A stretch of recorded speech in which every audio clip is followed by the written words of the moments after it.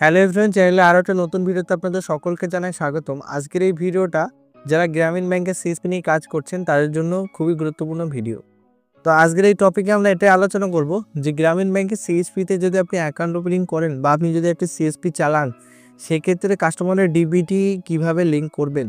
DBT লিঙ্কের বেশ কিছুগুলি process রয়েছে যেগুলো আপনি ফলো আপ না করলে আপনার ডিবিটি লিঙ্কটা সাকসেসফুলভাবে হবে না। তো আজকের এই ভিডিওতে আমরা আলোচনা করব সম্পূর্ণ যে ডিবিটির যে সঠিক নিয়ম লিঙ্ক করার, সেই বিষয়টা নিয়ে আমরা আলোচনা করব। তো ডিবিটি যে জিনিসটি রয়েছে, ডিবিটি মানে হচ্ছে ডাইরেক্ট ব্যাংক ট্রান্সফার, যেটার মাধ্যমে কেন্দ্রীয় সরকার আমাদের বিভিন্ন রকম প্রকল্পের টাকা দিয়ে থাকে। তো ডিবিটি লিঙ্ক বিভিন্ন ব্যাংকে আপনি করে নিতে পারেন।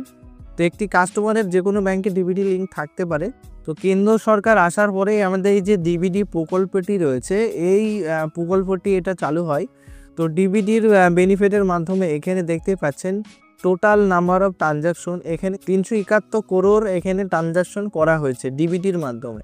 তো ডিবিটি যে সিস্টেমটা রয়েছে, এটা ডিবিটির মাধ্যমে অনেকেই আপনারা বেনিফিট পান, আবার অনেকেই অসুবিধার সম্মুখীন হন। কারণ হচ্ছে ডিবিটির মাধ্যমে যে আপনারা ধরেন আপনি একটি ব্যাংকে অ্যাকাউন্ট ওপেনিং করেছেন, সেই ব্যাংকে আপনার অলরেডি ডিবিটি আছে। তো তার কিছুদিন পর আপনি আর একটি নতুন অ্যাকাউন্ট ওপেনিং করলেন এবং সেটাতে ডিবিটি লিঙ্ক করলেন।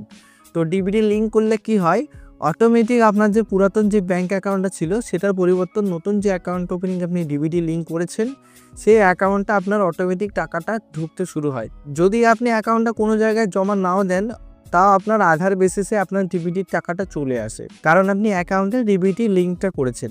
তো গ্রামীণ ব্যাংকে যদি আপনি সিএসপি হন, অনেকেই আপনারা বলেন যে একটি ফর্ম রয়েছে আধার লিঙ্কিংয়ের ফর্ম, ওইটা আপনাদের জমা করতে হবে, তবে আপনাদের ডিবিটি লিঙ্কটা হবে। আদৌ এটি নয়, কারণ হচ্ছে গ্রামীণ ব্যাংকের আপনি যদি আধারের মাধ্যমে অ্যাকাউন্ট ওপেনিং করেন, বাই ডিফল্ট আপনার অটোমেটিক ডিবিটি হয়ে যাবে। নতুন করে আপনাকে কোনো রকম ব্রাঞ্চে ফর্ম সাবমিট করার দরকার নেই। তো অটোমেটিক যখনই আপনি অ্যাকাউন্ট ওপেনিংটা করবেন, আধার কার্ড দিয়ে অ্যাকাউন্ট ওপেনিংটা করেন।